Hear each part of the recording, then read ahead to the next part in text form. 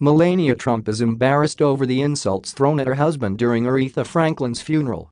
A source close to the First Lady told HL exclusively how she feels horrible. During his speech at Aretha Franklin's funeral, Reverend Al Sharpton delivered not one, but two different disses aimed at Donald Trump, one implying that he needed to learn the meaning of respect, and another slamming Trump for saying that Aretha worked for Trump on numerous occasions. A source close to Melania Trump told us exclusively that she's mortified over the shade thrown at her husband. Melania feels humiliated and embarrassed by the multiple Donald insults at the Aretha funeral, our source said. It makes Melania feel horrible that Donald is not welcome or invited to Aretha's funeral as well as McCain's funeral, and then to hear about speakers making subtle jabs at her husband while speaking at Aretha's funeral only makes things worse.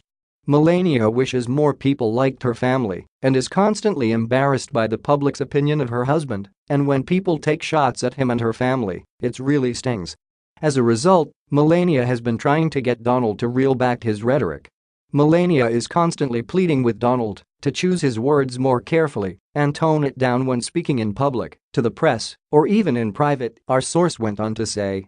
From the first time Melania heard what Donald said to Billy Bush about grabbing women's privates to the president's daily wild tweets, Melania is constantly monitoring, watching and dreading every word her husband speaks or tweets. When it comes down to Donald's latest controversies, Melania is living in fear from tweet to tweet. She fears what he will say next and is tired of the stress of worrying about what he will say or tweet, our source continued. Melania has begged him to slow down and be more careful with his words, but she is slowly giving up hope as Donald refuses to listen to her anyone.